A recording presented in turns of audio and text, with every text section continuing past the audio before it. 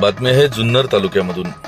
संपूर्ण राज्यासह शिरूर लोकसभा मतदारसंघामध्ये जोमाने सुरू असलेल्या बैलगाडा शर्यती व छकडा शर्यती यामुळे ग्रामीण भागाचे अर्थकारण बदलले असून याच मातीतील बैलगाडा शर्यत ही आंतरराष्ट्रीय पातळीवर काही दिवसातच आपल्याला पाहायला मिळेल असे आश्वासन शिरूर लोकसभा मतदारसंघाचे खासदार डॉ अमोल कोल्हे यांनी हिवरे बुद्रुक येथे दिले।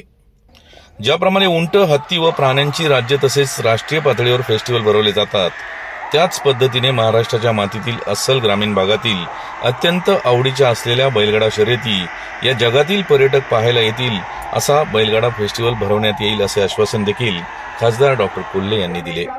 हिवरे बुद्रुक तालुका जुन्नर येथे आयोजित केलेल्या छकडा स्पर्धेमध्ये प्रमुख पाहुणे म्हणून ते बोलत होते। या प्रसंगी जुन्नर तालुक्याचे आमदार अतुल बेनके, जिल्हा परिषद सदस्य मोहित ढमाले, ज्येष्ठ मार्गदर्शक तानाजी बेनके, सुभाष पडवळ, अमित बेनके, युवा मंचचे कार्यकर्ते तसेच ग्रामस्थ मोठ्या संख्येने उपस्थित होते। आंतरराष्ट्रीय पातळीवर होणाऱ्या बैलगाडा फेस्टिवलबाबत नेमके काय म्हणाले डॉ अमोल कोल्हे याविषयी पाहूयात एक महत्वाची बातमी।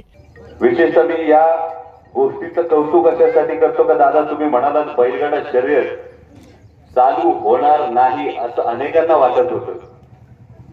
अनेक नेते सुद्धा मला खासगी विचारत होते, अरे बाबा तू म्हणतोय बैलगाडा शर्यत, म्हणजे अतुल शेटना मित्र म्हणून फार काळजी वाटली होती जेव्हा आपल्या बैलगाडा मालकांच्या मेळाव्यामध्ये जेव्हा मी सांगितलं होतं की एक वेळ राजकीय आत्महत्या होईल पण बैलगाडा शर्यत सुरू होईल, त्यांनी काळजीने मला फोन केला होता, डॉक्टर काय होईल, आणि मी ठामपणे सांगत होतो। आणि हे सांगण्याचा आत्मविश्वास हा तमाम बैलगाडा मालक, बैलगाडा शौकीन यांनी त्या निष्ठेने, या श्रद्धेने हे जे पशुधन जपलं ही एक फार महत्वाची गोष्ट होती। त्यांचं जे प्रेम होतं, त्यांचा जो आत्मविश्वास होता, तो आत्मविश्वास खरं तर बळ देत होता।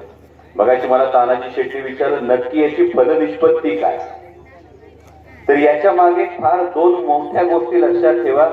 बैलगाडा शर्यत असेल, छकडी शर्यत असेल, तिकडे विदर्भामध्ये शंकरपाठ होतो, या वेगवेगळ्या शर्यती असतील, रायगड जिल्ह्यामध्ये बैलगाडीची शर्यत होती, या सगळ्या ज्या गोष्टी आहेत या केवळ नाद न राहता ग्रामीण अर्थकारणाला चालना देणारी फार मोठी गोष्ट आहे। पर्यटनाच्या माध्यमातून जुन्नर तालुक्याचा आणखी सस्टेनेबल विकास, शाश्वत विकास कसा करता येईल याचा विचार करतो। त्यामध्ये बैलगाडा शर्यत असेल, छकडा शर्यत असेल, हे एक ऍडेड आकर्षण हे त्यामध्ये होऊ शकतं, जेणेकरून आपण या पर्यटनाला एक वेगळा, हा साहसी खेळ, हा थरारक खेळ, याचा जर आपण त्याला जोड दिली तर या पर्यटनाला आणखी चांगली चालना मिळेल। आणि भविष्यातलं हे स्वप्न आहे की माझ्या शेतकरी बांधवांनी, माझ्या बैलगाडा मालकांनी, माझ्या बैलगाडा शौकीनांनी काळजात जपलेली या मातीतली बैलगाडा शर्यत ही आंतरराष्ट्रीय पातळीवर पोहोचलेली तुम्हाला बघायला मिळेल। एक दिवस हा नक्की तुम्हाला महाराष्ट्रात बघायला मिळेल की देशोदेशीचे पर्यटक हे आवर्जून विचारतील बैलगाडा फेस्टिवल कधी। जर कच ऑफ रन म्हणजे जो फेस्टिवल होतो त्यामध्ये उंट दिसतात, म्हैसूरमध्ये हत्तीचा फेस्टिवल होतो, या पद्धतीनं या महाराष्ट्रामध्ये, या शिरूर लोकसभा मतदारसंघामध्ये तो दिवस दूर नाही की तुम्हाला आंतरराष्ट्रीय पर्यटक येऊन आपली बैलगाडा शर्यत ही जगाच्या पातळीवर घेऊन जातील। पण हे करण्यासाठी तुम्हा सगळ्यांवर फार मोठी जबाबदारी आहे। पहिल्या दुष्काळी भागात होते, या दुष्काळी भागांमध्ये मान असेल, खटाव असेल, आटपाडी असेल, खाली सोलापूरचा दुष्काळी भाग असेल, आंध्रचा, कर्नाटकचा दुष्काळी भाग असेल, इथं खिलार जातीच्या कोंडाची पैदास होते। ही पैदास झाल्यानंतर तो व्यापाऱ्याला विकला जातो, व्यापाऱ्याकडून तो आपल्याकडे घाटावर विकला जातो। या सगळ्यामध्ये एक अर्थकारण आहे। म्हणजे आता तुम्ही बातम्या वाचत असाल, 21 लाखाला बैलाची विक्री झाली, 12 लाखाला बैलाची विक्री झाली। जेव्हा या बातम्या येतात तेव्हा मनापासून आनंद हा मिळतो की कुठेतरी या पशुधनाची जी वाढती किंमत आहे, या पशुधनाच्या माध्यमातून या ग्रामीण अर्थकारणाला चालना मिळते, ही बदलत चालली। म्हणजे मगाशी मला तानाजी शेट्टी विचारलं तेव्हा त्यांना मी सांगितलं की आंतरराष्ट्रीय पातळीवर जेव्हा आपण विचार करतो, आणि विशेषतः अमित शेट्टी कौतुक करेल छकडी स्पर्धा तुम्ही इकडे भरवण्यासाठी, कारण आंतरराष्ट्रीय पातळीवर जेव्हा आपण स्पेन सारख्या देशाचा विचार करतो तर स्पेन मध्ये बुल फाईट आणि बुल रन या दोन गोष्टी होतात। आणि या दोन गोष्टींवर त्या देशाची जी अर्थव्यवस्था आहे त्यामध्ये या दोन गोष्टींचं फार मोठं योगदान होतं।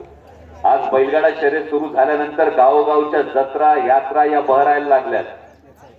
म्हणजे बैलगाडा शर्यत सुरू झाल्याने नेमका काय फायदा झाला हे कुठल्याही लोकप्रतिनिधीला विचारण्यापेक्षा आमच्या अनाउन्सर मंडळीने विचारा, आमच्या वाजंत्री मंडळीने विचारा, जिलबीचा शेवरेवडीचा स्टॉल टाकणाऱ्या भेळीचा स्टॉल टाकणाऱ्या आमच्या बांधवाला विचारा।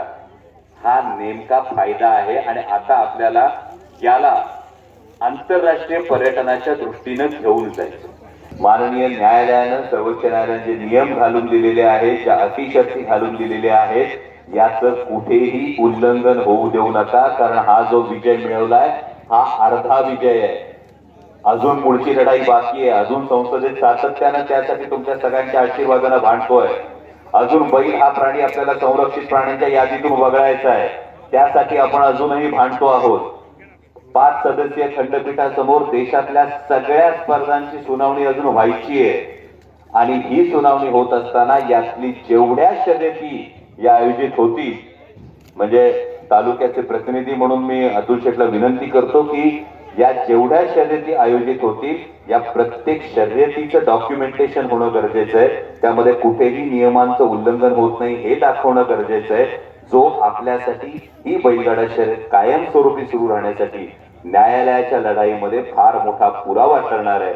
आणि त्यामुळे या सगळ्या नियमावलीचं पालन आपण सगळेजण कराल आणि करत आहात असा नक्कीच एक विश्वास व्यक्त करतो। आणि या पद्धतीचं आयोजन करत असताना ग्रामीण अर्थकारणाला चालना देत असताना या देशी गोवंशाचं रक्षण करण्याचं पुण्य सुद्धा आपल्याला लाभतंय। याबद्दल मी मनापासून तुमचे धन्यवाद देतो। जय हिंद, जय महाराष्ट्र।